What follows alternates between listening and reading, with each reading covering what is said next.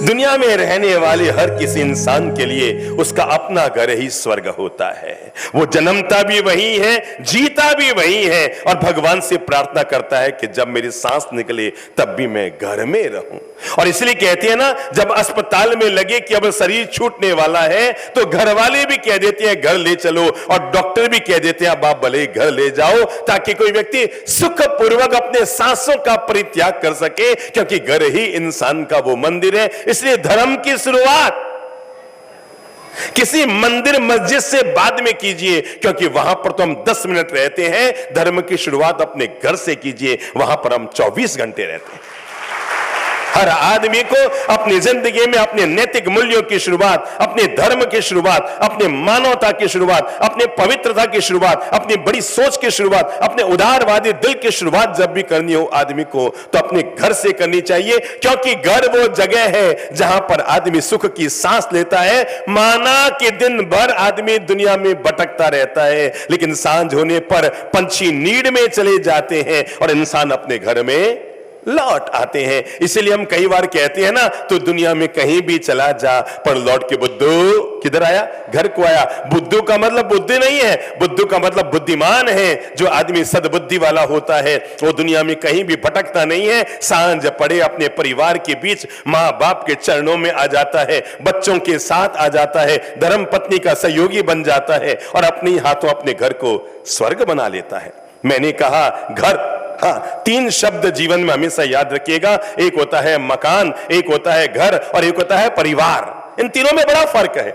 हम तो तीनों को एक ही मान लेते हैं सब, ये मेरा मकान है, ये मेरा घर है और यही मेरा परिवार है। ना बाबा ना, जहां पर आदमी के बीबी बच्चे रहते हैं। कौन कौन?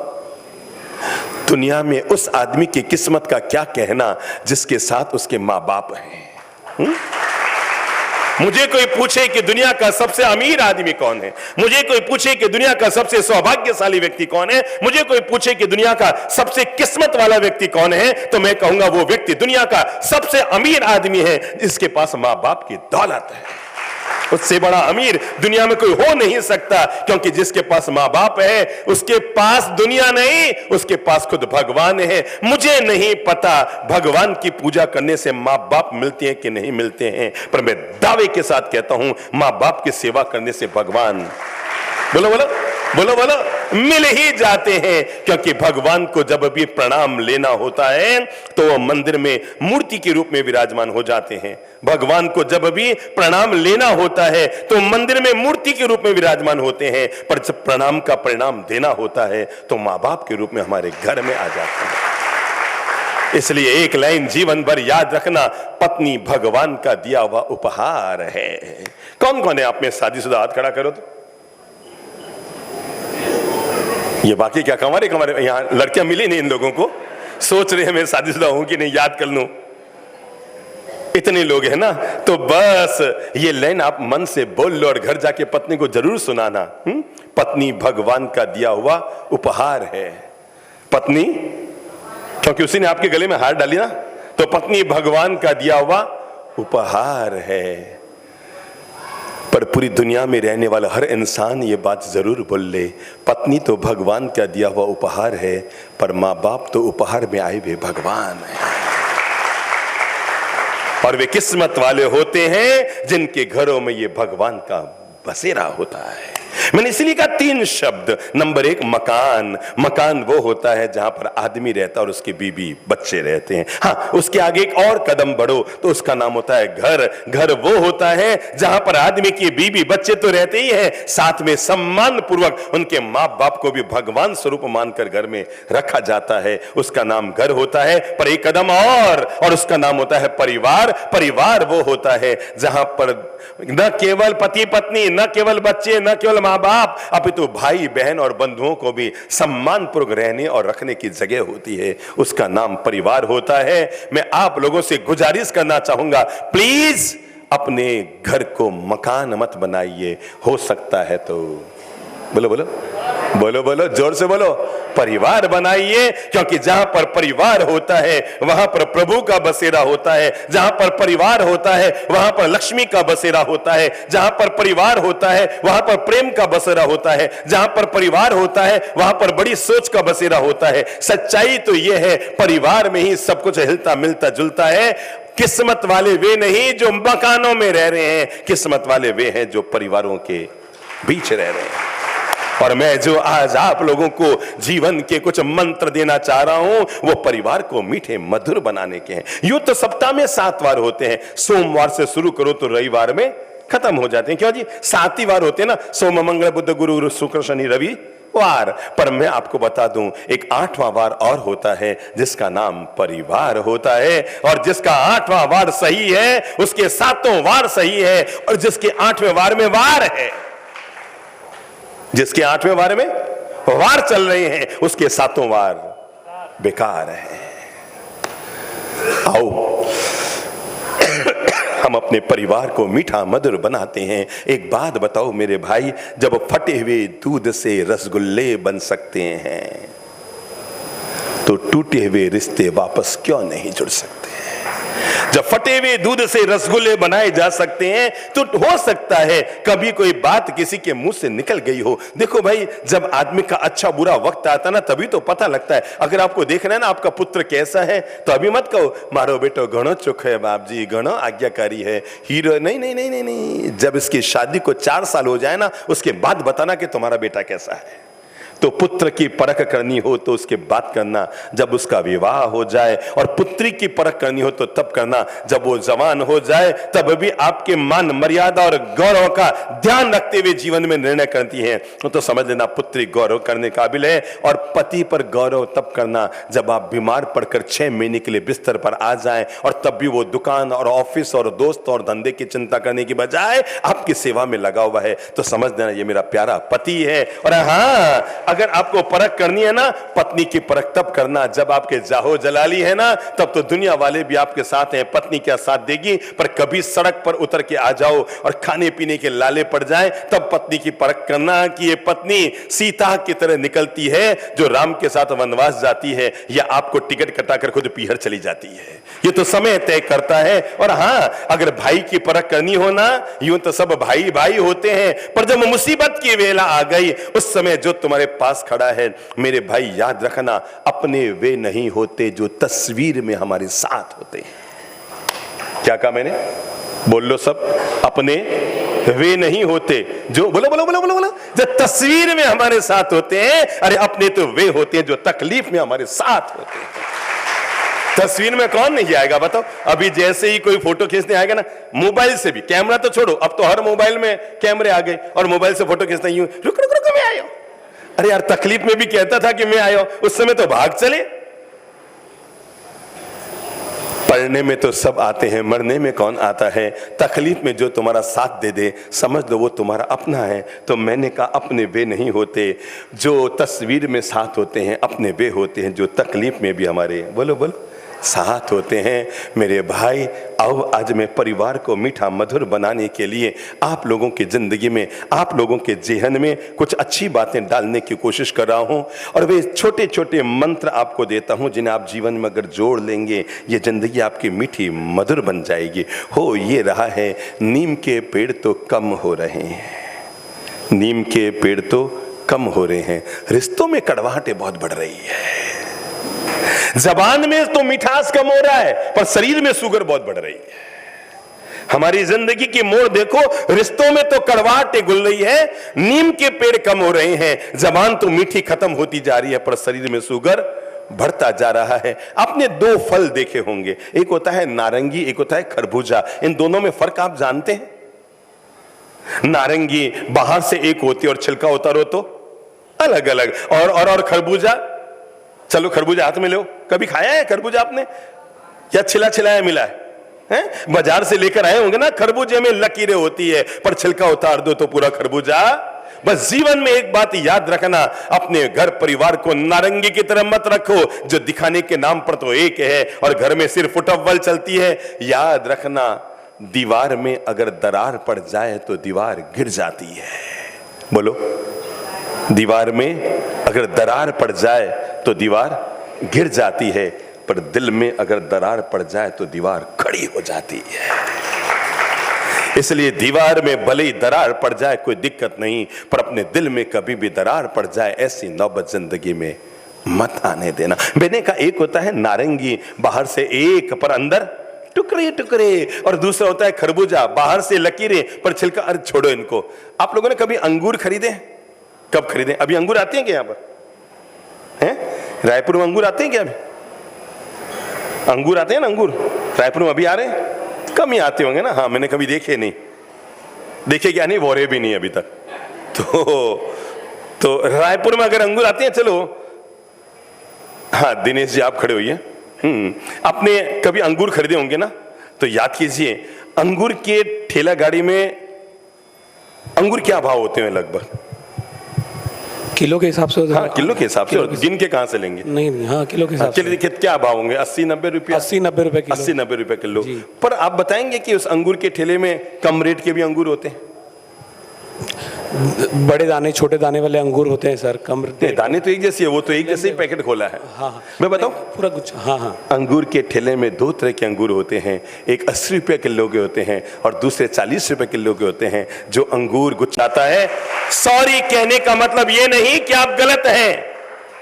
मैं फिर बता दूं, सॉरी कहने का मतलब ये नहीं कि आप गलत हैं। सॉरी कहने का मतलब ये है कि आप समाज को एक कैसे रखा जाता है, ये सद्गुण आप जानते हैं कि अगर मेरे सॉरी कहने से, मेरे झुकने से समाज में प्रेम होता है।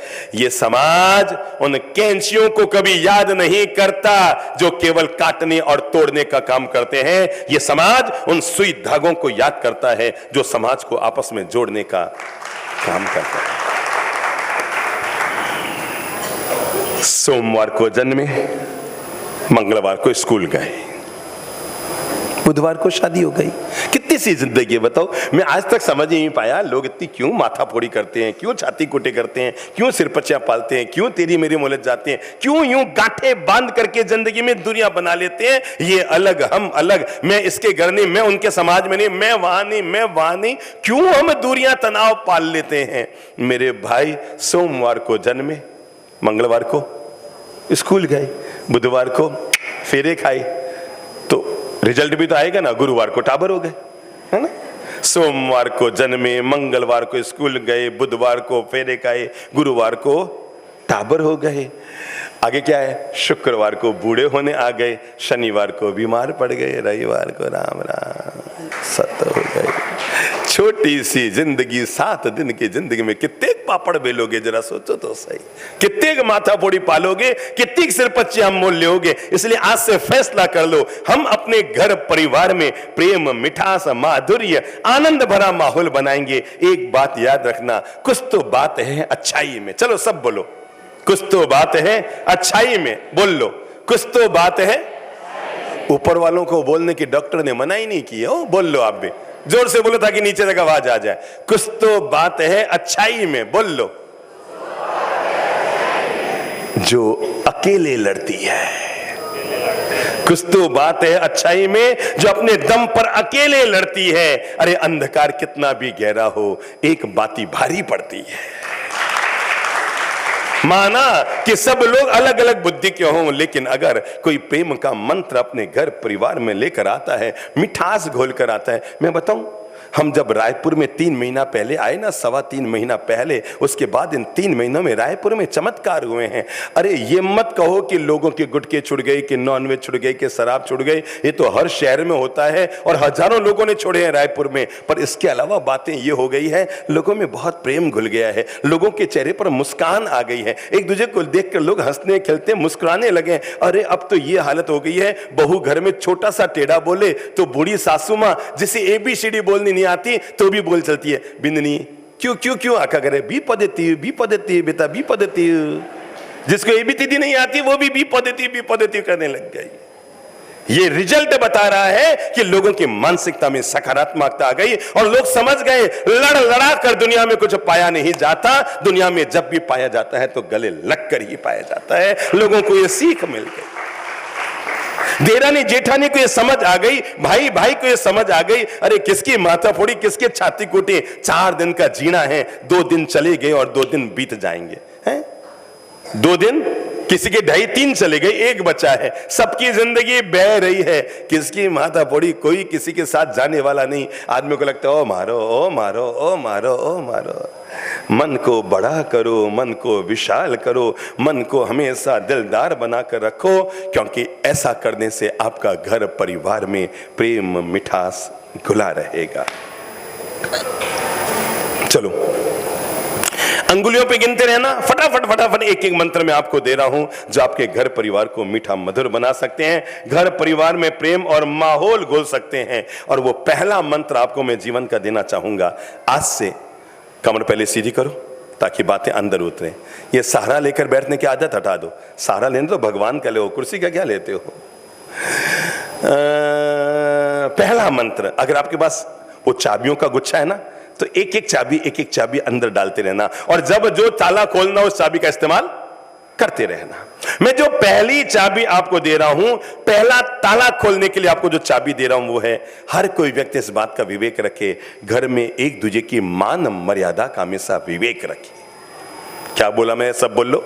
घर में एक दूसरे की मान मर्यादा का हमेशा विवेक रखिए। कभी भी किसी का अपमान नहीं करूंगा, पहला संकल्प लीजिए।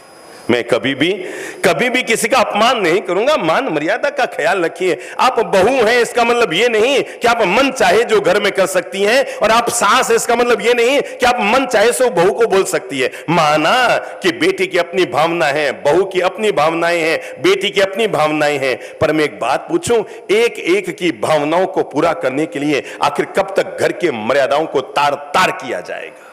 कब तक? वो क्या मैं तो यूं करूंगा और वो क्या मैं तो यूं करूंगा। सबको बता दो बेटा, घर की अपनी मर्यादाएं हैं, जो घर की मर्यादाओं को जीता है वो घर में रहे, और जो घर की मर्यादाओं को नहीं जीता है वो कल जाता हो तो आज घर से बाहर चला जाए। ऐसे लोगों के साथ जिंदगी नहीं जी जा सकती जो अपनी इच्छाओं की पूर्ति के लिए घर की मर्यादाओं को तोड़ा करते हैं। मेरे सामने जब भी कोई लेकर आते हैं ना, बाप जी मेरा बेटा मेरी बेटी परदेश पढ़ने के लिए जा रहे हैं, बाप जी कुछ अच्छी सीख दे दो, मैं एक ही सीख दिया करता हूं। मैं कहता हूं बेटा तुम्हारे माँ बाप ने तुम पर कितना भरोसा किया होगा, तब वो तुम्हें पढ़ने के लिए अकेले यहां से मुंबई और विदेश तक भेज रहे हैं। बेटा एक बात ध्यान रखना, वहां से ऐसी पढ़कर आना कि पड़ोसी भी कहे अरे उनकी बेटी गई ना, देखो कहां तक गई, तू भी जा। और ऐसी बनकर मत जाना कि पड़ोसी कहे एक तो उनकी बेटी गई है ये हाल करके आई, तू तो मरी मत जा। एक का दिल रखने के लिए 2 का दिल दुखाना, समझ गए? जो 6 महीने पहले मिलता है उसे एक के दिल को रखने के लिए जिनसे जिंदगी मिली है उनके दिल को दुखाना, मेरी नजर में इससे बड़ा कोई पाप होता ही नहीं है। इसलिए जिंदगी में इस बात का हमेशा विवेक रखना। हम सभी लोग अपने घर की मान मर्यादा का विवेक रखें। बड़ों के सामने कैसे उठना बैठना बोलना, समझ लो सासू माँ ने टोक दिया। पहला तो मैं सासू माताओं से कहूंगा छोटी मोटी बातों को नेगलेक्ट करने की आदत डालो। अगर हर बात में आप घर में टोका टोकी करते रहेंगे, हर बात में आप बोलते रहेंगे, हर बात में आप हस्तक्षेप करते रहेंगे, अगर बेटे ने बहू को पीहर जाने के लिए हाँ भर दिया, ठीक है तू 3 दिन चली जा, अब आप ये बुद्धि मत लगाओ किसको कैसे रोकूं, जाने दो आराम से। ज्यादा आप टोका टोकी करेंगे ना, मैं तो कहूंगा सासू माताओं, अगर बहू आपको बोले मम्मी जी मैं 1 दिन के लिए पीहर जाऊं, तो चला के कह दिया करो बेटा 1 दिन क्यों जाती है, आराम से 3-4 दिन चली जा बेटा, खूब आराम से रह ले। वो के 3-4 दिन नहीं बेटा सप्ताह 2 सप्ताह रह के आ जा, मन खुश हो जाए। मम्मी का अच्छा एक बात तय है, अगर वो सप्ताह 2 सप्ताह रुक गई तो पड़ोसी पूछने लग जाएंगे हमारे बेटी ने कहीं गयो, कहीं आपस में यूं गयो बेटी पीला बैठ गई, तो भाग के तो यही आएगी वापस में, तय है ना। पर बार बार आप नियम है, बार बार ब्रेक लगाएंगे तो गाड़ी गति पकड़ेगी। आपने आराम से छोड़ दिया, ठीक है बेटा आराम से जा। जितनी ज्यादा घर में हम कम टोका टोकी करेंगे, घर हमारा उतना ही मर्यादा में रहेगा। सीधी साधी बात है, जब पानी सिर के ऊपर से बहना शुरू होगा तो आदमी अपने आप को बचाने की कोशिश तो करेगा। आप जरूरत से ज्यादा टोका टोकी करेंगे तो जमान आपस खुलेगी। अब मैं सहज में जी रहा हूं तो कभी कुछ बोलने की नौबत ही नहीं आएगी, पर मैं हर समय टोका टोकी करूंगा तो आखिर आदमी का मुंह कभी ना कभी तो, भाई आप 90 दिन बोलेंगे तो 10 दिन फिर आपकी बहू भी तो बोलेगी। इसलिए जरूरत से ज्यादा टोका टोकी, हाँ बिद नहीं यूं करे कर लो, आओ वाकई मम्मी जी मैं कुएं में गिरूं, हाँ बेटा आराम से गिरो, ले बेटा ले मैं धक्को मारूं, बाकी अभी नहीं, मम्मी मैंने बाहर आना है, ले बेटा ले मारा हाथ पकड़ ले बाहर निकाल, क्यों माथा फोड़ी करा बेवजह। हम 90% ऐसी माथा फोड़ियां करते हैं जिनका हमारे जीवन के साथ कोई ताल्लुक नहीं है, बस बेवजह हमारी आदत में आ गया है टोकना, बोलना, रोकना। ना बाबा ना, जब आपको कोई रोके तो आपको अच्छा नहीं लगता, तो आप भी किसी को मत रोको, तू अपने आराम से रहे। बहू को पहले दिन कह दो बेटा विवेक रखना, सारी घर की चाबियां भले तू ले ले, घर की मालकिन तू है बेटा, आज तू इस घर में बहू बनकर आई है, 28 साल पहले मैं भी इस घर में ऐसे ही बहू बनकर आई बेटा, बस इतना सा ध्यान रखना हमारी नाक और तुम्हारे पीहर की नाक हमेशा ऊंची रहे, बस बाकी जो तेरी इच्छा उसको करना, कोई प्रॉब्लम नहीं, अब तू इस घर की मालकिन है। अरे जब आपने अपना बेटा उसके नाम कर दिया है तो घर परिवार किचन खाना पीना ये तो होता ही क्या है। जब आपने अपना कीमती बेटा, बेस कीमती बेटा, अपने जीवन का आंखों का तारा है, चंदा है तू मेरा, सूरज है तू, हाँ मेरी आंखों का तारा है तू, वो आंखों का तारा सितारा जिसके नाम कर दिया, अब उससे छोटी छोटी बातों में बहस क्यों कर रहे हो? जिसके नाम अपनी आंखों का तारा कर दिया, अब आप उसके लिए भी माथा लगा रहे हो, यूं नहीं करियो, यूं नहीं करियो।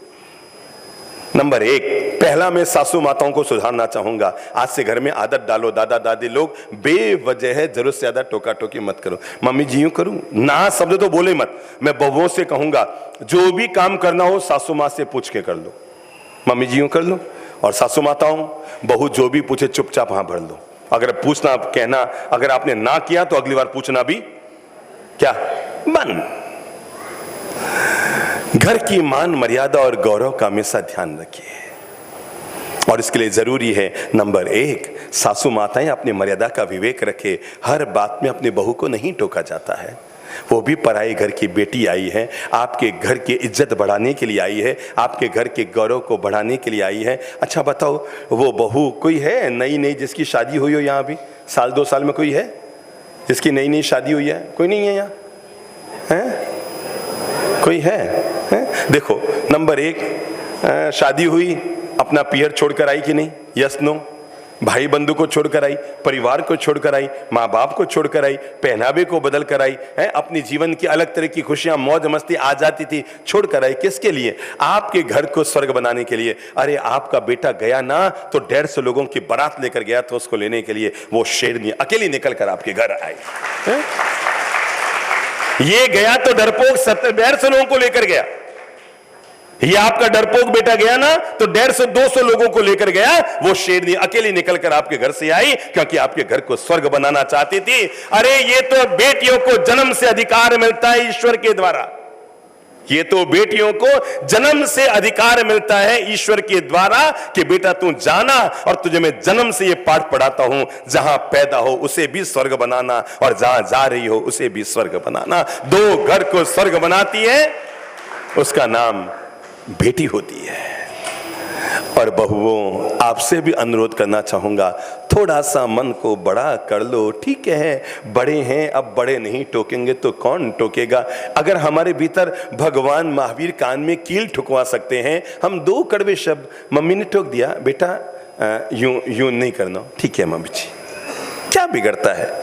एक लाइन आज से नोट कर लो, बच्चे भी, जितनी युवा पीढ़ी है, जितनी बहुएं, वो सब दिमाग में नोट कर लो। ये वो मंत्र है जो जीवन भर आपके घर को स्वर्ग बनाकर रखेगा। बड़ों की उस हर बात को मान लो, बोलो, बड़ों की उस हर बात को मान लो जिसमें आपका कोई बड़ा नुकसान ना हो। ठीक है बेटा, हो पापा जी, बेटा यूं कर लो, हो पापा जी, बेवजह बड़ों से बहस मत करो। माना कि आपको भगवान ने बुद्धि दे दी, कैसे बताऊं इन अनपढ़ माताओं के लिए, अनपढ़ पिताओं के लिए जो खुद तो अनपढ़ रह गए पर आपको पढ़ा लिखा कर विद्वान बना दिया, ज्ञानी बना दिया, तो उनको प्रणाम करो। नंबर 1, अपने घर की मान मर्यादा गौरव का हमेशा ध्यान रखो। जल्दी घर से अलग होने की बुद्धि मत लगाओ, छोटा सा मेरा आप अलग हो जाओ, नहीं नहीं नहीं, बढ़ते दम तक निभाने की कोशिश। और मैं माता पिताओं से भी कहूंगा, ये लोग आजकल गलती करने लगे, मैं तो मेरे जीते जी सब बेटों को अलग कर रहा हूं, है ना? कई घरों में मैं तुम्हारे बाप जी जीते जी 5 बेटा ने अलग कर दियो, बंटवारा कर दियो, बिल्कुल नहीं। जिनकी किस्मत कमजोर होती है उनके बच्चे माँ बाप के जीते जी आपस में जुदा होती है, जिनकी किस्मत अच्छी होती है उनके बच्चे मरते दम तक माँ बाप जब तक जीवित रहते हैं साथ रहने की कोशिश करते हैं। आपका खून बंटना नहीं चाहिए। तो ये जो हम नादानी करते हैं ना, कई बड़े माता पिता भूल कर जाते हैं, बाप जी मैं तुम्हारे पांचों बेटा ने अलग अलग फ्लैट बना दिया, पांचों आप सुखी रहो, सबने हमारे जिको देव ने दे दीवार निकी कर दिया, सबने अलग कर दिया। ये कोई भाग्य की बात नहीं है, दुर्भाग्य की बात है। वो साथ नहीं रह रहे थे, बहुओं में झगड़े हो रहे थे, आपस में टी चल रही थी, आपस में दूरियां बढ़ रही थी, आपने अलावा ले लिया, मकान अलग अलग करके उसका रास्ता निकाल लिया। एक बात बताओ, आपके दांत में हल्का सा दर्द है तो आप डॉक्टर को जाके क्या कहेंगे? जाते मेरा दांत निकालते या बचा ले? क्या चाहेंगे आप? हैं? क्या आप चाहेंगे? आप दांत को निकालना चाहेंगे कि बचाना चाहेंगे? तब फिर दर्द है। अगर किताब का एक पन्ना खराब हो गया है तो किताब को नहीं फेंका जाता है, पन्ने को फाड़ के बाहर निकाला जाता है। और दांत में अगर दर्द है तो दांत को नहीं निकाला जाता, दर्द को निकालने की कोशिश की जाती है। अंतिम चरण तक डॉक्टर को चाहिए कि वो दांत को बचा कर रखे, अंतिम चरण तक। और अगर कोई डॉक्टर ये नादानी कर रहा है अपने पैसे के लोभ में, आजा तेरे दांत में दर्द है, खटक बाहर आ गया, अब ये दर्द कल इधर आ गया, तो अब बताओ कौन कौन से दांत को निकालोगे? जैसे तैसे भी दांत को बचाने की कोशिश करनी चाहिए और जैसे तैसे भी रिश्तों को भी बोलो बोलो बचा कर रखने की कोशिश चाहिए। हर हालत में रिश्ते हमारे बचे रह जाएं। नंबर 2, पहला मैंने कहा, हर घर का व्यक्ति अपने एक दूसरे की मर्यादाओं का हमेशा ख्याल रखिए। समझ गए ना? बड़ों की मान मर्यादा का हमेशा ख्याल रखिए। मैं बेटों से भी कहूंगा, अपने पूज्य पिताजी के सामने हर वचन को बोलने से पहले तौल कर बोलिए, सोच कर बोलिए। वो बड़े हैं, वो पिता तुल्य है, उन्होंने पाल पोस कर आपको बड़ा किया है, वो बूढ़े हो गए हैं पर उनकी बुद्धि बूढ़ी नहीं हुई है। 4 पैसे कमाने से और 4 किताबें पढ़ लेने से कोई बेटा बाप का बाप नहीं हो जाता है, ध्यान रखना। अगर आप ये भूल कर रहे हैं, मेरे पिताजी समझते नहीं है, कितने नादान होते हैं वे लोग जो अपने पिता को कहते हैं पापा जी आप नहीं समझते हो। क्या कहा मैंने? कितने नादान होते हैं वे लोग जो अपने पिता के सामने बोल पड़ते हैं पापा जी आप नहीं समझते हो, पापा जी आप, पापा जी आप। अरे मेरे भाई, वो नहीं समझते थे तभी तो ना समझी में आपको पैदा कर दिया। समझदार होते तो आपको क्यों पैदा करते? बताओ, ये दुख के दिन उनको क्यों देखने पड़ते कि उनका जाया उनको मुंह पर बोलना है पापा आप नहीं समझते। वास्तव में नहीं समझते, तभी उन्होंने आपको पैदा किया। मान मर्यादा गौरव घर का हमेशा बने रहना चाहिए। बड़े बुजुर्गों के सामने हर शब्द को बोलते हुए विवेक रखना चाहिए। आप बच्चे हैं इसका मतलब ये नहीं कि आप जो मन चाह सो बड़े बुजुर्गों के सामने बोल दें। वाणी का विवेक होना चाहिए, शालीनता होनी चाहिए। बड़ों के सामने जाओ तो सीधे नहीं पापा जी हम बाहर जा रहे हैं, पहले जाके प्रणाम करो, पापा जी 2 घंटे के लिए हम बाहर जाना है, आप जैसा कहें। आजकल मैंने देखा है, पहले पूछने की परंपरा थी, अब केवल कहने की परंपरा रह गई है। टिकट बने हुए होते हैं पति पत्नी के, केवल पापा को बताते हैं कि बस हम 3 दिन बाद जाने वाले हैं। पहले पूछने की परंपरा थी, अब हट गई है। अब क्या हो गई है? बताने की। मुझे लगता है अब जाने के बाद बताएंगे हम यहां पहुंच गए हैं। दूसरी चीज जिसे हमें ठीक करनी है वो है, परिवार में ये मंत्र हमेशा जोड़कर रखो, घर की सुख शांति समृद्धि के लिए वो हम सभी लोग एक दूसरे का सहयोग करेंगे। समझो एक भाई आपका कमजोर है, समझो संभव है ऐसा।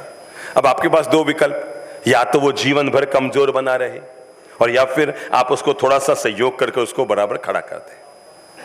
पहला विकल्प है आप उसे जीवन भर कमजोर रखे, वो चलती रहेगी, ठीक है। आप अपने अमीर बने हुए हैं, वो अपनी साइकिल पे चल रहा है, स्कूटी पे चल रहा है, एक्टिवा पे चल रहा है, पर असली अमीर वो नहीं होता जो अपने छोटे भाई या बड़े भाई को हमेशा गरीब रखता है। असली अमीर वो होता है जो बुरे वक्त में अपने भाई के क्या आता है, काम आता है।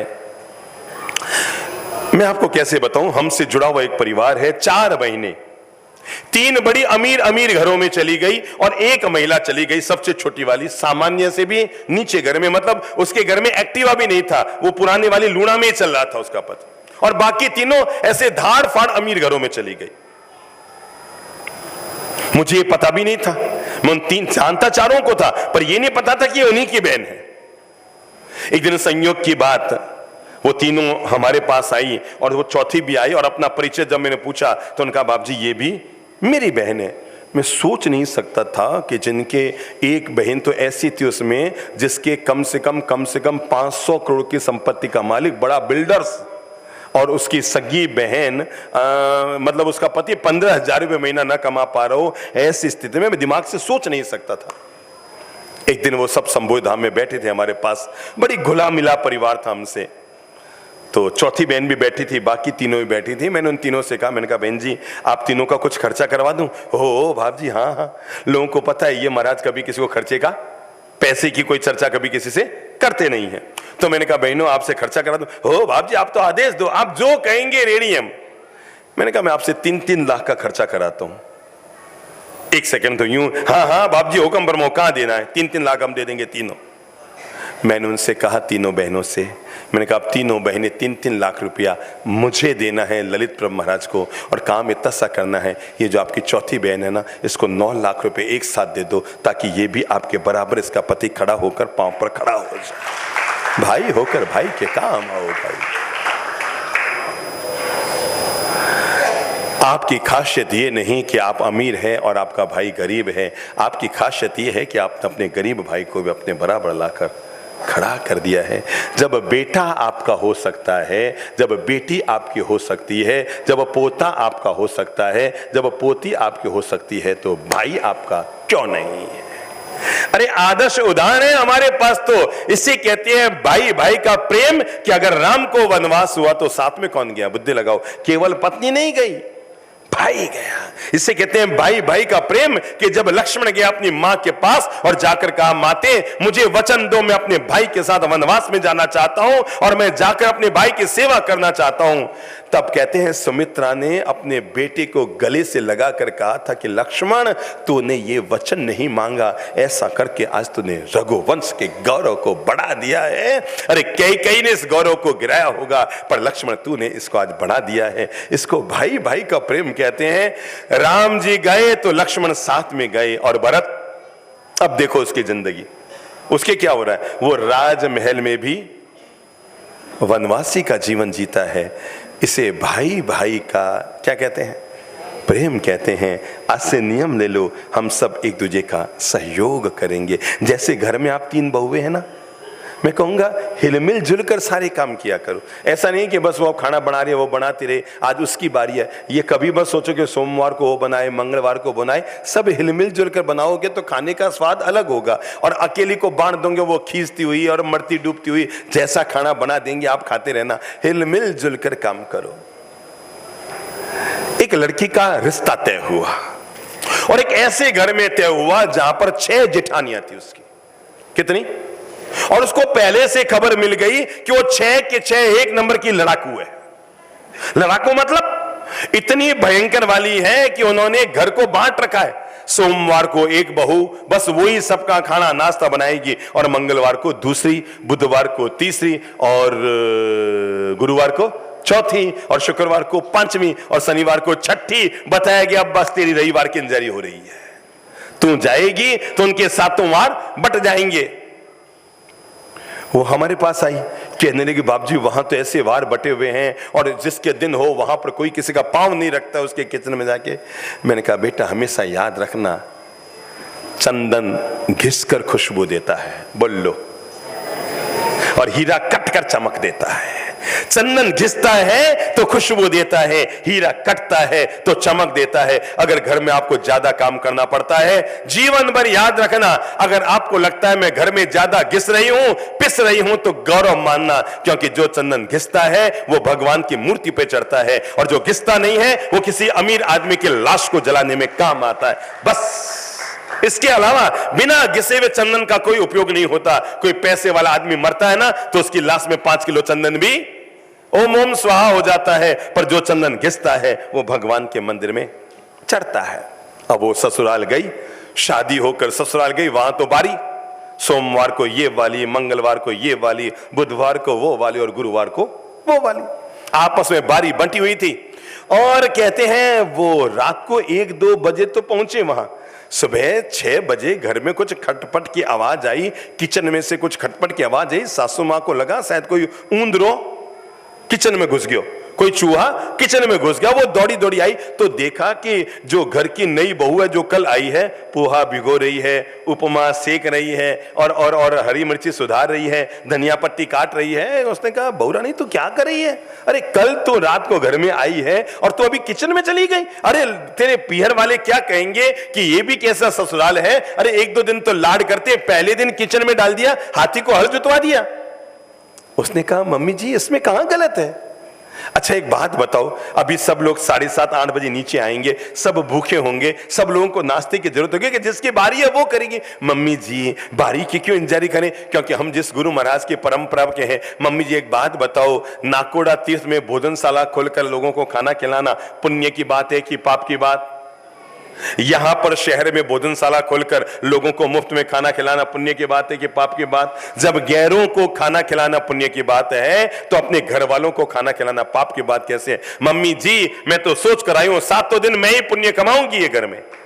क्या 7 दिन घर वालों को खाना खिलाने का पुण्य? मेरे भाई ये नारी जाति कितनी वंदनीय है जिनको हम सभी लोगों को रोज भोजन कराने का सौभाग्य मिलता है। अरे मेरे भाई गैरों को भोजन कराना जब सौभाग्य है तो घर वालों को भोजन कराना सौभाग्य क्यों नहीं है? मम्मी जब 7 दिन, मम्मी ने कहा बात तो तेरी सही है भाई, जब धर्मशालाओं में भोजनशाला खोलकर खाना खिलाना पुण्य की बात है तो घर वालों को खाना खिलाना मैं भी लगूंगी। सास बहू दोनों लग गई। आधे घंटा 1 घंटे बाद वो जेठानियां यूं यूं यूं यूं करती हुई नीचे उतर कर आई है। यार ये पोहे की खुशबू कहां से आ रही है? ये रोज तो 9 बजे तक किचन का मतलब गेट भी नहीं खुलता और आज तो हलवाई की भी सुगंध आ रही है और उपमे की भी और पोहे की भी। और ये क्या हो रहा है? सब नीचे आई तो देखा सासू माँ और नई बिंदनी मिलकर के खाना बना रही है। उन्होंने कहा मतलब मम्मी जी इसको, अरे ये बिंदनी नहीं ये तो साक्षात देवी आई है। और तब उसने कहा भाभीयो आप लोगों ने तो खूब मेहनत कर ली, बस अब मुझे करने दो, क्योंकि मुझे ललित प्रभ चंद्रपर महाराज ने बताया हुआ है कि पराये लोगों को खाना खिलाना अगर पुण्य की बात है तो घर वालों को भोजन कराना भी पुण्य की बात है। अब घर में मैं पुण्य कमाऊंगी। उनको लगा बड़ी चालाक है ये, मतलब अकेली पुण्य कमाएगी, समझती क्या है हम भी पुण्य कमाएंगे, और घुस गई। क्या हुआ क्या हुआ क्या हुआ क्या हुआ? अब तक काम को भार मानते थे तो किचन में जाना भारी लगता था, अब काम को भाग्य मान लिया तो किचन में जाना अच्छा लग रहा है। और अब आप सोचो 7 देरानियां जेठानियां और 8वीं कौन? सासू मां। अब 8 लोग मिलकर जिस किचन में खाना बना रहे हो वहां पर तो इडली भी बन जाएगी, ढोकले भी बन जाएंगे, खमण भी बन जाएंगे, पोहे भी बन जाएगा, उपमा भी बन जाएगा। अरे आप क्या सोचते हैं 17 व्यंजन के साथ सुबह का नाश्ता होना शुरू हो जाएगा। अच्छा बात इतनी रहती तो कोई दिक्कत नहीं। अगले दिन तो उस बहू ने क्या किया, सुबह 6 बजे चली गई घर के बाहर। सुबह सासू मां की आंख खुली, नई बिंदनी का है, नजर ही नहीं आई। पता लगा 15 मिनट बाद वो तो कंधे पर पानी का घड़ा भरकर लेकर आ गई। गांव की घटना है, पानी का घड़ा भरकर कुएं से लेकर आ गई।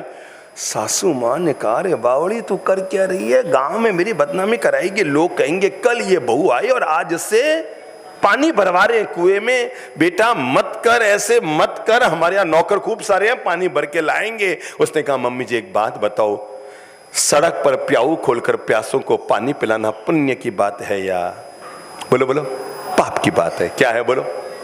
तो उसने कहा मम्मी जी अभी सभी लोग जग कर आएंगे, सब गर्मी का मौसम है, पानी पीना चाहेंगे, मैंने इसीलिए सुबह जल्दी छान करके पानी घड़े में डाल दिया ताकि सब लोगों को शीतल जल मिल सके। मम्मी जी औरों को पानी पिलाना अगर पुण्य की बात है तो घर वालों को पानी पिलाना भी। खास बात तो तब हुई 30वें दिन जब वो नई वाली बहू ने 30वें दिन तो घर का झाड़ू निकालना शुरू कर दिया। अरे सासू मां ने कहा डावड़ी की बावड़ी है, बावड़ी जो कहो, अरे बावड़ी नहीं, बावड़ी नहीं, डावड़ी। बहू को बावड़ी नहीं कहते हैं, क्या कहते हैं? नहीं डावली कहते हैं। थाने मारवाड़ी कम आवे तो हूँ मारवाड़ से आयु थे तो अड़ी बेटा भूल गया सब। तो अरे डावड़ी क्यों करे यूं क्यों करे, घर में 5 नौकर है, तू झाड़ू ले लियो सुबह। काल थारे माँ बाप ने अगर खबर पड़सी तो मारो कई माजनो बिगाड़ सी कि 3 दिन मोरी बेटी ने दिए नहीं यार, और बड़ तो झाड़ू पोछा करवा रहे बेटा, मत कर यूं। उसने कहा मम्मी जी एक बात बताओ, निकालना पुण्य की बात है या पाप की बात है? बोलो। मंदिर का कचरा निकालना, मंदिर का झाड़ू निकालना, मंदिर का कचरा निकालना पुण्य की बात है कि पाप की बात? उसने कहा, मम्मी जी, हमारे ललित प्रभ चंद्रपर महाराज ने तो हमें यही बताया है, हर महिला के लिए उसका घर ही मंदिर होता है, और मैं घर में झाड़ू नहीं निकाल रही, मैं तो ये मंदिर में झाड़ू निकालूं, मुझे पुण्य कमाने दे। सासू माँ समझ गई कि जिसको जिंदगी में सहयोग करना होता है ना, वो व्यक्ति अपनी सोच को हमेशा बड़ा रखता है। तो घर में आज से नियम बना लो, सब एक दूसरे के क्या बनेंगे, सहयोगी बनेंगे। सच कहता हूं, आप अगर घर में देरानी जेठानी दोनों है ना, और अगर देवरानी के डिलीवरी होने वाली है, मैं आज तक समझ नहीं पाया ये क्यों होता है कि बेटा आपका होता है, बच्चा आपका होता है, नाम आपका लगता है, वंश आपका चलता है, जाति आपकी लगती है, और जैसे बहू की डिलीवरी का समय आता है कि उसको पियर भेज दिया जाता है। ये गलत परंपरा क्यों चल पड़ी? इसलिए क्योंकि सास और घर की जेठानी बेटी बनाकर उसका ध्यान नहीं रखती। और अगर घर की सासू माताएं और घर की जेठानियां उनके पीर वालों को कह दे, साहब हम पर भरोसा कीजिए, अपनी बेटी से बढ़कर आपकी बेटी की हम डिलीवरी कराएंगे, तो दुनिया में कोई बहू अपने पीहर जाना पसंद नहीं करेगी। ये हम लोग हैं जो इंजारी करते रहते हैं, बच्चा आपका, जाति आपकी, वंश आपका, बाप आप कहलाते हैं, और उसको पीहर रवाना कर देते हैं कि जा। इसलिए उसको जाना पड़ता है क्योंकि उसको पता है सासू मां टोकने के अलावा कोई काम नहीं करती, और जेठानी कमियां निकालने के अलावा कोई काम नहीं करती। इस मजबूरी में उसको अपने पीहर जाना पड़ता है। उसको पता है मैं मन चाह पहनावा नहीं पहन पाऊंगी, यहां कभी तो कहेंगे माथा ढक, और कभी कहेंगे नाक ढक, कभी कहेंगे ये कर, और कभी कहेंगे वो कर। बच्चा आपका होता है ना, तो उसको विश्वास दिलाओ, बेटा जब तक वो 2 साल तक आपके घर में है, उसका इतना दिल जीत लो कि वो अपने मम्मी को फोन करे, मम्मा मैं डिलीवरी मेरे ससुराल में करूंगी, घर पर नहीं आऊंगी, क्योंकि मेरी मां ने मुझे संभाल लिया है। आप केवल टोका टोकी तो करते रहते हैं, राड करना तो सब जानते हैं, लाड करना जानते नहीं। ये सारे ससुरे अपने बहुओं को टोकना जानते हैं। कोई हाथ खड़ा करो ना जो बोले कि मैंने अपनी बहू के लिए 2 नई साड़ियां खरीद कर दी। केवल टोका टोकी करनी आती है हमको बस। लाड़ करोगे घर में तो बच्चे जीवन भर साथ निभाएंगे, और राड़ करोगे ना तो समय से पहले टूट के बाहर निकल जाएंगे। इसलिए घर में आज से एक दूसरा मंत्र लागू कर लो, और वह हम सहयोग करेंगे। अब जब भी आपके घर में बहू की डिलीवरी हो ना, पहले उसका दिल जीत के कहना, बेटा अगर तुझे मुझ पर भरोसा है, अगर मैं खड़ी ना उतरूं तो जिंदगी भर तू मुझे दोष देते रहना, तू मुझे अपनी मां मान। जो जो तुझे पीहर में सुविधाएं मिलती है कि तुम्हें ढीले कपड़े पहनने हैं, कि तुम्हें अलग वाली ड्रेस पहननी है, बेटा इस घर को अपना घर मान के चल, अपना पीहर मान कर चल। अरे जब वो बेटा भंडारियों का कहलाएगा तो डिलीवरी कोठारी क्यों कराएंगे? समझ में आई? जब वो बच्चा भंडारियों का भंडारी कहलाएगा तो डिलीवरी उसके कोठारी क्यों कराएंगे, मेहता और लोढ़ा क्यों कराएंगे? भंडारी के घर में होनी चाहिए। थोड़ा सा दिल को बड़ा करो, पेट को बड़ा करने से काम नहीं चलता है, दिल को बड़ा करो।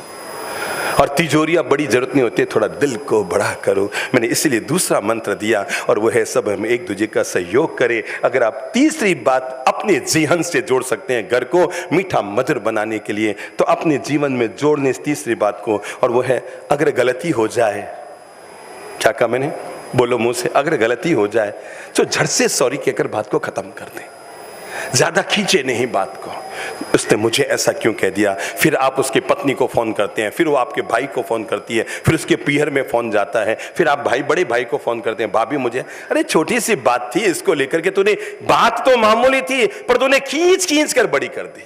बहुत मामूली सी बात थी, ठीक है बोल दिया। अरे साथ में रहने वाले तो बर्तन भी खटकते हैं, हम तो इंसान हैं, बोल दिए तो बोल दिए। एक बात बताओ, धोते समय जो बर्तन खटखट खटखट करते हैं, शाम को सारे कहां होते हैं? एक ही किचन में होती है कि अलग अलग कमरों में चले जाते हैं? नहीं ना। जब बर्तन खटकने वाले निर्जीव बर्तन एक साथ रह सकते हैं, हम तो सजीव हैं। अरे हमसे अच्छे तो वे गली के कुत्ते होते हैं जो सुबह लड़ते हैं पर शाम को एक जगह बैठे नजर आते हैं। हम तो वो हैं, एक बार क्या लड़ ले, जिंदगी में साथ बैठना पसंद नहीं करते। इतने हमारे भीतर वैर भाव भरे हुए हैं, द्वेष कलुषित कालिमा भरी हुई है। केवल हम गाते जरूर है प्रतिक्रमण में खामे में सभ्य जीवे, पर हमारे भीतर ना बाबा ना, क्षमा का तो नाम ही नहीं है। तीसरा मंत्र हम सभी लोगों को याद रखना चाहिए, और वह है घर में अगर किसी बात को लेकर छोटी सी भी अनबन हो गई है, झट से आगे बढ़ो। समझे ना, ये जो घर के बड़े बुजुर्ग बैठे हैं, मैं उनसे कहूंगा झट से आगे बढ़कर क्या करो, बेटा वो टेढ़ा बोल के चला गया, मैं उसकी तरफ से सॉरी कहता हूं, तू सही है बेटा, बिल्कुल कोई दिक्कत नहीं है, उसको मैं संभाल लूंगा। झट से बात को खत्म करो। जितना बात को खींचोगे, जितना बात को लंबा खींचोगे, एक ना एक दिन उसमें दरार। रबड़ का नियम है, किसी के पास रबड़ है क्या? ज्यादा खींचोगे तो टूटने की नौबत खड़ी हो जाएगी, रबड़ को ढीला छोड़ दो, अपने आप पड़ा रहेगा। अब जैसे उसको ज्यादा खींचते ना यूं। अच्छा एक बात बताओ, ये कपड़ा है, मैंने इसमें गांठ लगाई, ये लग गई। अब बताओ इधर से ये है पति, कौन? ये पति, ये पत्नी, ठीक है? क्या है? ये कौन है? पत्नी, जो हमेशा तनी रहे वो पत्नी। तो इधर है पत्नी, इधर है पति, ठीक है?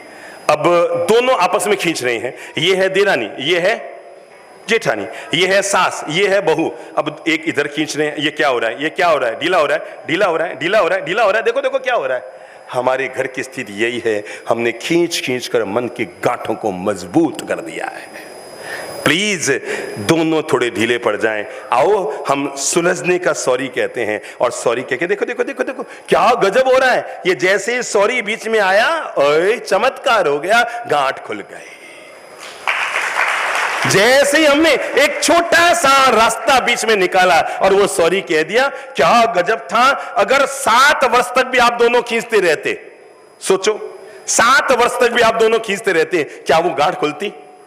जो काम 7 मिनट में हो सकता था, आप 7 साल से डो रहे हैं, उन बातों को डो रहे हैं, बेवजह डो रहे हैं। और किसने कहा कि आप कोई स्वर्ग और मोक्ष की बातें कर रहे हैं? नरक में भी चले जाओ तो जगह नहीं मिलेगी आपकी। ये हाल हमने कर रखे, हमने हमारे मन की स्थितियों को इतना बिगाड़ रखा है। इसलिए मैंने कहा घर में तीसरी चीज जोड़कर रखो, और वो है गलती हो जाए तो। अच्छा एक बात बताओ, कोई किसी के घर में क्या 10 साल पुराना कैलेंडर घर में लटक रहा हो? लटकते हैं, और लटकाए तो लोग कहते हैं मातो खिसकी 10 साल पुराना कैलेंडर घर में लटकाए रखे, गेल लो।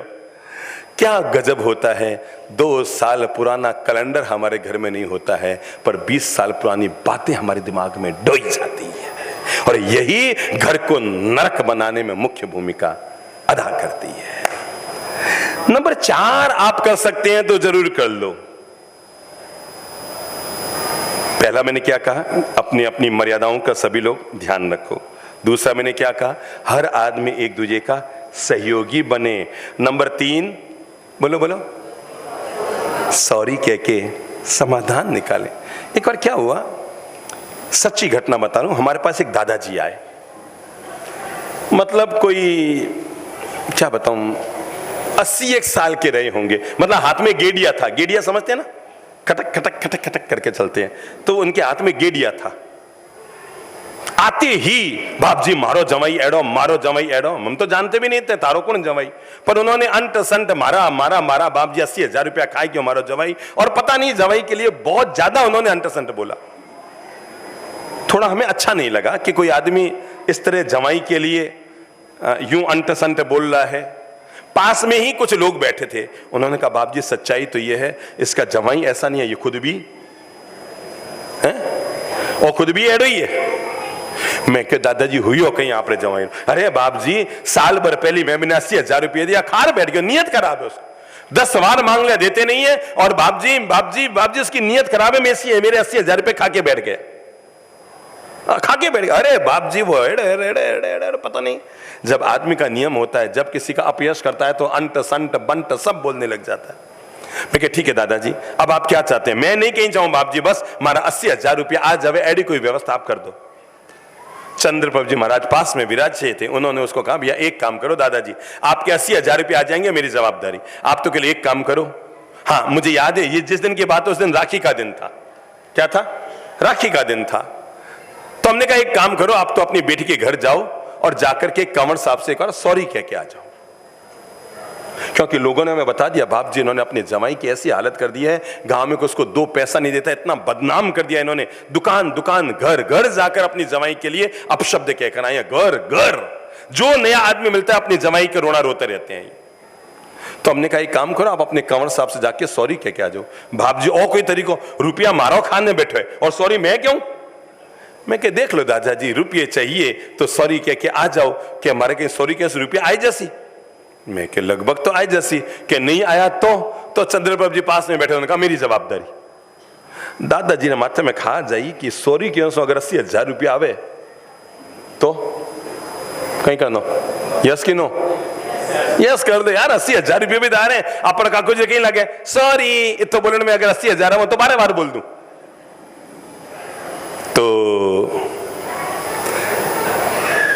दादाजी धीरे धीरे धीरे धीरे धीरे धीरे धीरे गए। बाहर बच्चे खेल रहे थे और बच्चों ने जैसे ही नाना जी को देखा घोर से मम्मी मम्मी नाना जी आए। मम्मी ने सोचा आज 1.5 साल हो गए नाना जी ने कभी पाँव नहीं रखा, हमें बुलाया नहीं, आज राखी के दिन में निमंत्रण आया नहीं, ये अचानक घर कैसे आए। वो एकदम झड़ाझड़ तैयार हुई और तब तक पापा जी घर में पहुंच गई। उसने पापा जी के हाँ ठीक है ठीक है ठीक है, कौन सा कट है? नारे हैं, ठीक है। माथा तो अंदर चढ़ा हुआ है।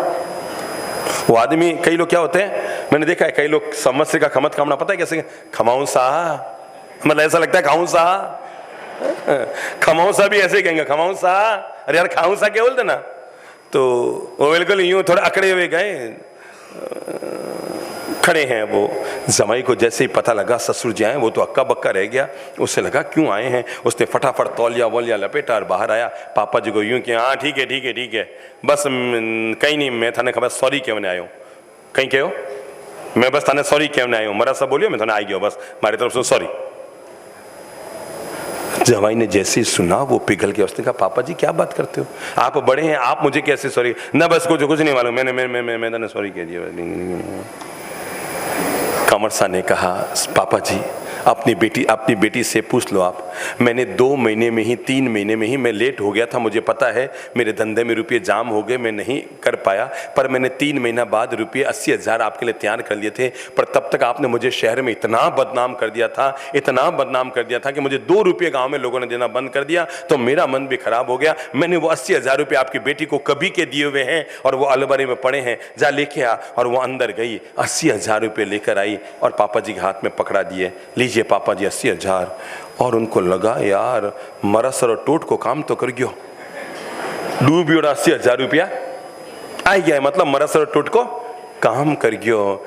मैं आपको कैसे बताऊं, राखी का दिन था, उन दादाजी का दिल भी इतना पिघल गया और कहा ठीक है कोई बात नहीं कोई बात नहीं, ले 80,000 रुपये बेटी को वापस पकड़ाए और कहा मैं 20,000 और भेज दूंगा, मेरे पता नहीं बुढ़ापे का क्या होगा, जरूरत पड़े तो बच्चों के मायरे में इसको उपयोग कर लेना। और ये कहकर 80,000 रुपये वो दे करके आ गए। मैं कहता हूं अगर सॉरी कहने से समाधान निकलता है, राखी के दिन वो बेटी अपने भाई के घर पहुंच गई पापा के साथ, और पापा जी उसे साथ लेकर गए, चल बेटा घर चल, मुझे आज पता लग गया तेरे पति का मन खराब नहीं था।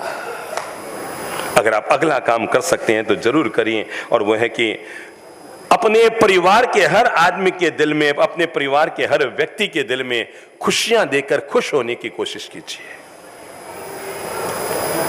भले आपका चाचा का बेटा है, ताऊ का बेटा है, काकों का सगा बेटा है, उसकी प्रगति को देखकर मन में जलिए मत। जलने वाला इंसान जीवन में कुछ पाता नहीं है, पर जो व्यक्ति अपना दिल बड़ा रखता है वो हमें सफलता है। खुशियां देकर खुश होइए। मुझ से बोले तो मंत्र क्या, वो खुशियां देकर खुश होइए। अपने द्वारा अगर आप औरों को खुशियां देते हैं तो ऐसा करके आप दूसरों के दिलों में जगह बनाते हैं। कभी आपके अगर चाचा जी का बर्थडे है जरूर मनाइए, चाचा जी के बेटे का है जरूर मनाइए, अगर आपके पत्नी का भी है उसे जरूर खुशियां दीजिए। घर में जो एक दूसरे के लोग हैं, आप जितनी खुशियां बांटेंगे आपके पास उतनी ही लौट कर आएगी। खुशियों का नियम है, आप देंगे तो आएगी, रखेंगे तो जाएगी। क्या है? खुशियां आप देंगे तो आएगी, सीधी सादी बात है। गुलाब जल उछालेंगे तो सिर पे क्या आएगा? अब बाहर जाकर काम करना, धूड़ उछालना एक मिट्टी भर के, अब क्या आएगा? सीधी सादी। आपने धूड़ी उछाल दी शुरू कर दी, अब माथे पर धूड़ नहीं आएगी तो क्या होगा? गुलाब जल उछाल के देखो, खुशियां बांट कर देखो, लोग आपकी जिंदगी की झोली को खुशियों से न भर दे तो मुझसे कहना। जलो मत, परिवार में किसी से जलना है तो दीपक की तरह जलो, तो अंधेरा दूर करोगे। परिवार के लोगों से जलकर जीवन में क्या पाओगे? अगर आप एक और मंत्र जीवन में जोड़ सकते हैं तो जरूर जोड़ लो, और वह है भाई भाई की एकता में भरोसा रखिए। किसमें? मुंह से बोलो। यह बहुत बड़ी ताकत होती है। किसी भी परिवार की, घर की अगर सबसे बड़ी कोई ताकत होती है तो यह ताकत होती है कि भाई भाई एक दूसरे के साथ है, भाई भाई एक दूसरे के मिले हुए हैं। भाई, यहां कोई 2 भाई हैं क्या? कौन है सगे 2 भाई? कौन है? हाँ खड़े हो। आपका दूसरा भाई? हाँ आगे आओ। आप दोनों सगे भाई हैं, कृपया आगे आइए। और कौन है? आप भी दोनों सगे भाई हैं, आगे आ जाओ। आपका सगा भाई कहाँ है? ये है, चलो आगे जल्दी हो स्पीड में। हाँ, आप कहाँ रहते हैं भाई साहब? गुड़ियारी में। और वो गुड़ियारी में। दोनों कहीं की घर के अलग अलग हो गए? नहीं, साथ में समझिए, मतलब मैं इतना बुद्धू नहीं कि आप मुझे बुद्धू बना दे। हाँ, अलग अलग है तो अलग अलग कहना पड़ेगा, साथ में कैसे समझ लूं? किचन अलग अलग हो गए तो अब कैसे साथ में समझ लूं, बताओ? तो क्या लगता है, पहले साथ थे तो ज्यादा मजा था या अलग हो गए तो अब ज्यादा मजा आ रहा है? आप कहेंगे साहब अलग हो गए तो प्रेम को निभा रहे हैं इसलिए हम अलग हो गए, साथ रहते तो वो मिल मिल के और ज्यादा कलह कर देती। अच्छा, आप लोग भाई भाई आपस में कभी गले मिलते हैं कि नहीं? आज मिले थे? आज मिले ही नहीं हैं? रोज आपस में मिला जुला करो, ठीक है ना? कितने भाई हैं आप? 2 ही भाई है ना? चलो आज से नियम बना लो, महीने में एक बार दोनों भाई एक थाली में खाना खाया करो, ठीक है ना? महीने का जो अंतिम रविवार है ना, दोनों भाई। आपकी पत्नियां यहाँ है क्या? कौन है इनकी पत्नियां? फटाफट खड़े हो जाओ। हाँ जी, दिक्कत हो तो यहाँ हाँ भरना, घर जाके ची ची मत करना कि आपने कैसे हाँ भर दी बिना हमें पूछे। हैं? महीने का जो अंतिम रविवार है ना, दोनों भाई एक थाली में बैठ के खाना खाओ। अरे मेरे भाई, जो कल मिली वो तो आपके साथ है और जो जन्म से मिला वो आपसे दूर हो रहा है। ये कौन सा रिश्ता है? ये कौन सा रिश्ता है भाई? अरे भाई साहब, मैं दुनिया को पढ़ाता हूँ, आप मुझे पढ़ाने आए हो। किचन अलग हो गए, घर अलग हो गए, धंधे अलग, आप कहते हैं साथ साथ हैं। अब कैसे साथ हैं? अब मैं तो कुछ समझ नहीं पा रहा हूं। चलो आज से नियम लो, महीने में अंतिम रविवार दोनों भाई एक थाली में खाना खाएंगे। कहाँ है देरानी जेठानी? दोनों है क्या? एक ही आई है, क्यों दूसरी नहीं आई? अच्छा कोई बात नहीं। आप कौन दूसरे भाई हैं आपके? कौन है? चलो इधर आओ, पहले भाई के गले मिलो। आपके बड़े भाई कौन है? दोनों बड़ा कौन है? ये बड़े हैं? अब एक और नहीं आया उठ के तो मैं क्या करूंगा? फटाफट करो, पहले पाँव छू के प्रणाम करो। भाई को प्रणाम करते हैं ना? हाँ, गले लगाओ, गले लगाओ छोटे भाई को। देखा देखा देखा कितना मजा आता है। मानता हूं कि कोई आपके गले लग गई, इसका मतलब ये नहीं कि भाई भाई गले लगने बंद हो जाएंगे। अरे कोई जीवन में मिलता है, हमेशा याद रखना, नए मित्र जरूर बनाओ पर पुराने मित्रों को कभी मत ठुकराओ। नए रिश्ते जरूर बनाओ पर पुराने रिश्तों को मत बुलाओ। नए रिश्ते तुम्हारे कंगूरे हैं और पुराने रिश्ते तुम्हारी नींव हैं। आज तुम्हारी जिंदगी नींव पर खड़ी है, कंगूरों पर नहीं खड़ी है। जीवन भर याद रखना, आपकी जिंदगी नींव पर खड़ी है, कंगूरों पर नहीं खड़ी है। तो कल जो मिले हैं वो कंगूरे हैं, वे रिश्ते दिखते हैं, ये रिश्ते हैं। आप भी साथ साथ हैं कि अलग अलग हो गए? ये अलग होने की बहुत जल्दी रहती है लोगों को, पता नहीं। आपको ये मन करता है अंतिम रविवार साथ साथ खाएंगे कि नहीं अलग अलग खाना है? पूछना है पत्नियों से? नहीं पूछना है? चलती है घर में तो फिर अलग कैसे हो गए? चलती है तो अलग कैसे हो गए? ठीक है, आप दोनों भाई भाई हैं? तय है कि आप भी दोनों पता नहीं जिसको खड़ा करो अलग अलग क्यों हो जाते हैं? रायपुर में परंपरा है क्या? ये बाहर रहते थे, मैं अलग जगह रहता था। दोनों ये अलग जगह रहते हैं, आप अलग जगह रहते हैं? हाँ रहते थे, अब दोनों रायपुर में। अब दोनों रायपुर में हैं, तो अब तो एक ही घर है? घर दो है अलग। घर दो है ना, कोई बात नहीं मेरे भाई, दीवार हो कोई बात नहीं, दरार होनी नहीं चाहिए। पर अब ये भी संकल्प कर लो, महीने में एक बार अंतिम रविवार दोनों भाई एक थाली में खाना खाएंगे। पूछ लो पत्नी से, आपके घर में कलह न हो जाए मेरे का। अरे साहब, इतने भी दूध के धुले हुए नहीं है घर वाले, मैं भी जानता हूँ, मैं भी 10 साल का महाराज बना हुआ हूँ। पर सीधी सादी बात है, हर भाई भाई को ये विवेक रखना चाहिए, महीने में एक बार तो अपन क्या एक बार गले मिलो तो आपस में दोनों कई बार खाते हैं। हाँ, ऐसे गले मिलो, गले मिलो। देखो कुछ अच्छा लगा गले मिलकर? कुछ अच्छा लगता है? अरे साहब, जब आप किसी और से गले मिलते हैं ना तो केवल भावना ही मिलती है। भाई भाई गले मिलते हैं तो खून आपस में एक दूसरे से मिलता है। थैंक यू सो मच वीरा जी। मैंने कहा अब जो मैं अंतिम 4 मंत्र और आपको देकर खड़ा करूं। अच्छी बात है, अच्छी बात है, बहुत अच्छा है, बहुत अच्छा है, बहुत अच्छा, अच्छी बात है। मैं अभिनंदन करता हूं आपका, अच्छी बात। भगवान करे जितना साथ है ये और बढ़ता रहे आप लोगों का। मैं आपके काजल की टीकी लगाता हूं, नजर न लग जाए, ठीक है? प्रेम बना रहे, मैं तो चाहता ही यही हूं। आपको पता है, मुझे कोई आके कहता है ना साहब 2 भाई भाई साथ है, तो मुझे आश्चर्य नहीं होता है। अभी किसी घर में जाऊं, साहब हमारी शादी को 40 साल हो गए, दोनों भाई साथ साथ है, इसमें आश्चर्य की बात है? साथ ही रहना चाहिए। अलग हो गए ये आश्चर्य की बात है कि अलग कैसे हो गए। मतलब लोग तो आजकल यूं बताते हैं साहब हम लोग साथ साथ रहते हैं, मतलब उनके लिए आश्चर्य की बात है कि वो साथ साथ रहते हैं। मुझे लगता है साथ साथ रहना ये आश्चर्य की बात नहीं है, साथ ही रहना था। जो अलग हो गए वो आश्चर्य की बात है। यार तुम मां जय भाई थे, फिर अलग कैसे हो गए? मतलब उसका बेटा उसके पास, तुम्हारा बेटा तुम्हारे पास, उसकी पत्नी उसके साथ, तुम्हारी पत्नी तुम्हारे साथ, और भाई भाई अलग हो गए। मतलब भाई भाई अलग थे, बाकी परिवार एक था। और मारो परिवार और थारो परिवार, तो भाई भाई के परिवार नहीं होते क्या? मैं इसीलिए दिल को बड़ा करने के लिए कहता हूं, हमेशा इस बात के लिए दिल को बड़ा रखो, जब भी घर में बंटवारा होना तो अपने बेटे का हिस्सा बाद में निकालना, अपने भाई का हिस्सा पहले निकालना। 3 बातें और कह दूं या भूख लग गई? कह देता हूं। आज के लोग भी ज्यादा है ना, पूड़ियां भी तली जा रही है, मुझे दिख रही है यहां से, वो यूं यूं यूं चल रहा है। तो पूरी तैयार हो जाए फिर आपको बाहर भेजूं, मुझे सब दिख रहा है इधर से, क्या क्या क्या क्या चल रहा है बाहर। तो अब जब मैं 3 बातें कह रहा हूं, नंबर 1, बड़े बुजुर्गों की सेवा को सौभाग्य मानिए। मुझसे बोल लो, ये किसी भी घर के लिए बेहद जरूरी है, जरूरत से ज्यादा जरूरी है। वो है बड़े बुजुर्गों की क्या करो? सेवा को अपने जीवन का क्या मानो? किस्मत वाले होते हैं भाई जिनके घर में बड़े बुजुर्गों का साया होता है। अगर हम छोटी छोटी बातों को लेकर बड़े बुजुर्गों से आपस में तनातनी पालते रहेंगे तो सभी लोग नियम ले लो। जिनके घर में दादा दादी है, 2 मिनट उनके पास बैठो, उनके पांव दबा दो, 10 मिनट उनकी सेवा संभाल लो। महीना जब पूरा हो तो उन्हें 2100 रुपये, 1100 रुपये, 5100 रुपये उन्हें हाथ खर्च या भगवान के दरबार पे लगाने के लिए उनको दे दो, पर पुण्यार्जन जरूर करते रहो। क्या हुआ? एक अच्छी कहानी कहकर फिर अब खड़ा ही कर रहा हूं मैं आप लोगों को, फिर आगे और मंत्र कहूंगा। और कहानी इतनी सी है कि घर आराम से चल रहा था, उस महानुभाव की पत्नी नहीं थी, पर उसे भरोसा था मेरा बेटा और बहू मेरी जिंदगी गुजार देंगे। अच्छी आलीशान उन्होंने कोठी बना रखी थी, लगभग 7-8 करोड़ रुपए लगाकर। भाई मैं सुख से नहीं जिया, पर मेरे बेटे बहुत सुख से रहे।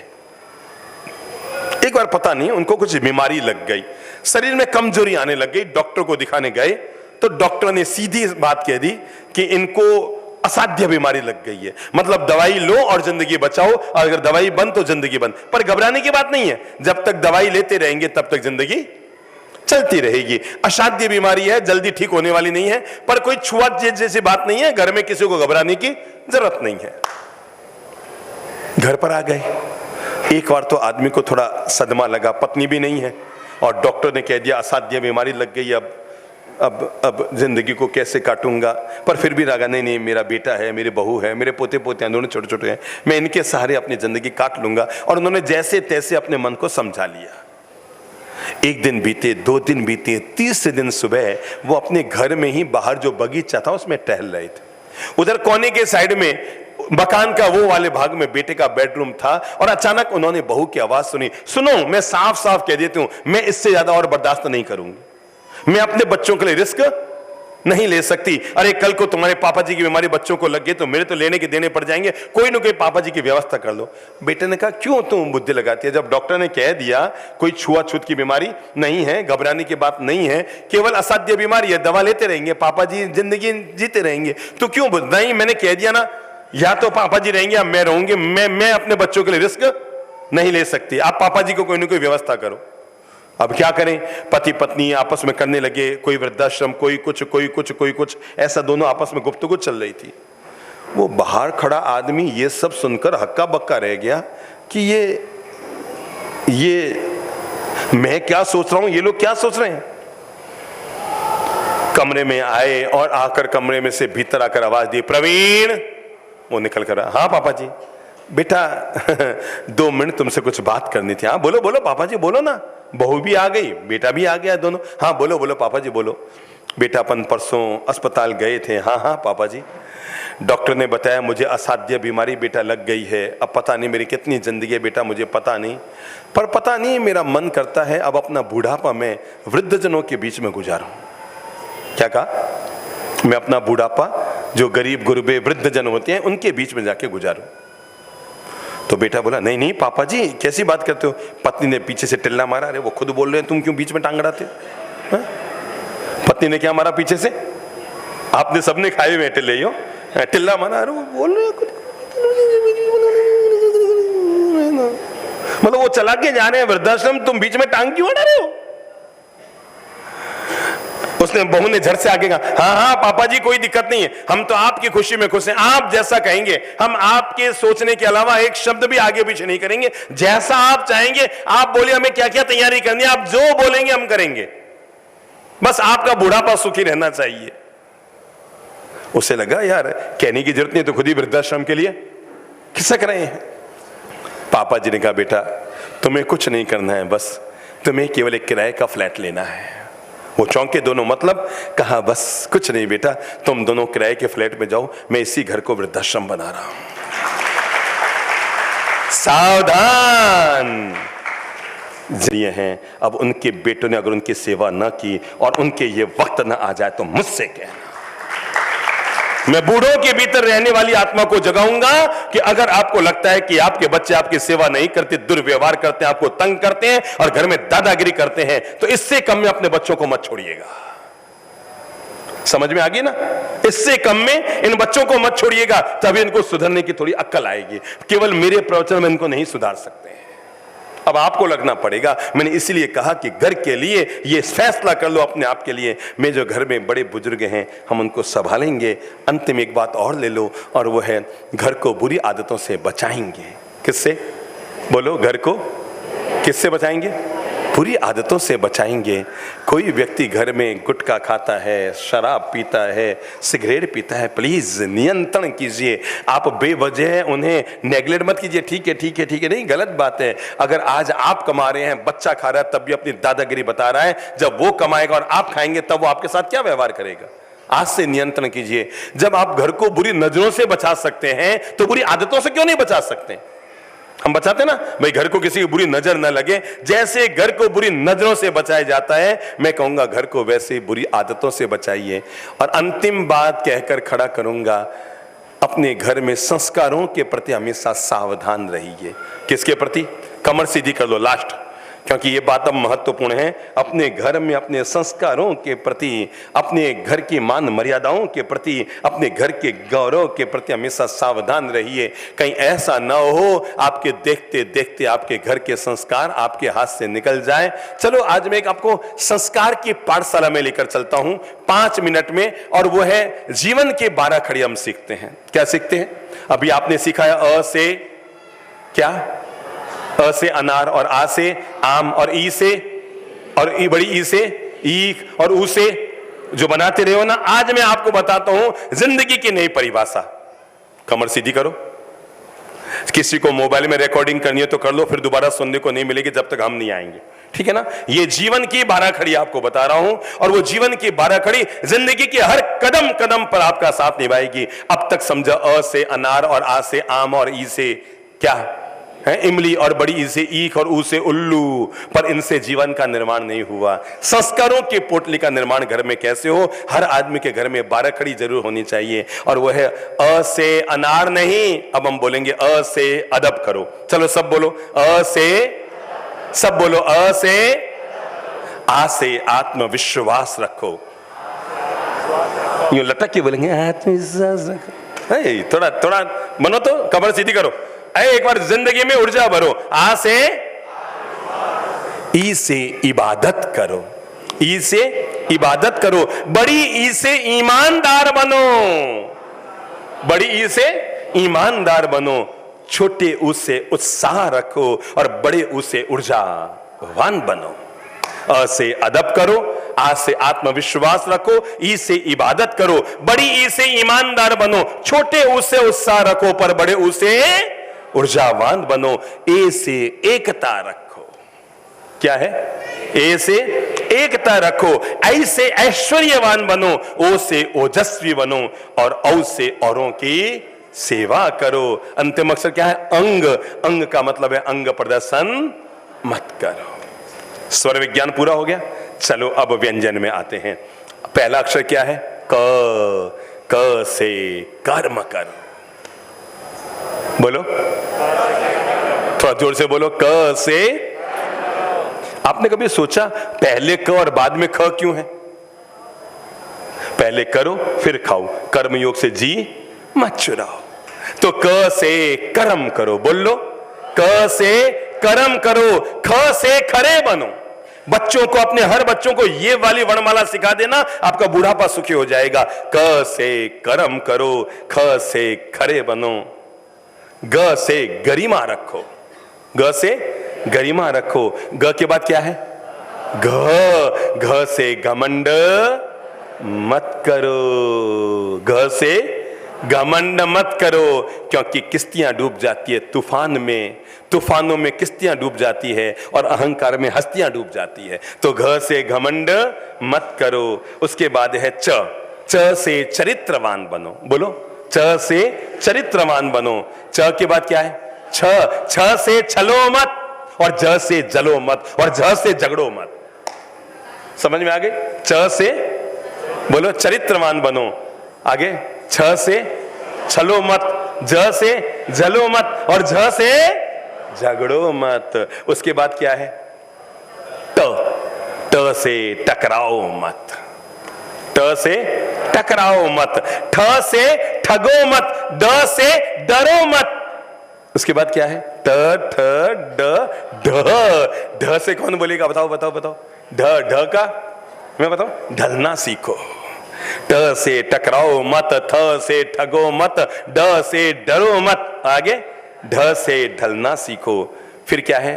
त, त से तरक्की करो, बोलो, त से तरक्की करो। थ से थको मत, द से बोलो दया करो, और ध से धर्म करो, और न से नरम बनो। त से तरक्की करो, थ से थको मत, द से दया करो, ध से धर्म करो, और न से, हाथ जोड़ के, न से नरम बनो। उसके बाद क्या आएगा? क्या आएगा? प, प से क्या करो? परिश्रम करो, प से परिश्रम करो, फ से फर्ज निभाओ, ब से बलवान बनो, भ से भलाई करो, और म से महान बनो। अगर आप कर सकते तो अब क्या बचे हैं? अभी पूरी नहीं हुई है 12 खड़ी, अभी क्या बचा है? यरलव, तो य से यकीन करो, र से रहम करो, य र, इसके बाद ल, ल से लक्ष्य बनाओ, और व से वचन निभाओ। य से यकीन करो, आगे य र, र से रहम करो, आगे ल, ल से लक्ष्य बनाओ, और आगे व से वचन निभाओ। अब इसके बाद क्या है? शो, शो, स, ह। श से षड्यंत्र मत करो, श से शर्म करो, और स से समय के पाबंद बनो, और ह से हंसमुख रहो। क्या है? हंसमुख रहो। अब क्या बचा? हिंदी में क्या क्या बचा? अब बताओ बताओ, क्या बचा बहनों? क्षत्रज्ञ, इनको भी ले लो ना। क्ष से क्षमा करो, क्या है? क्ष से क्षमा करो, त्र से त्राही मच मचाओ, और ज्ञ से ज्ञानी बनो, और 12 खड़ी को पूरा करो।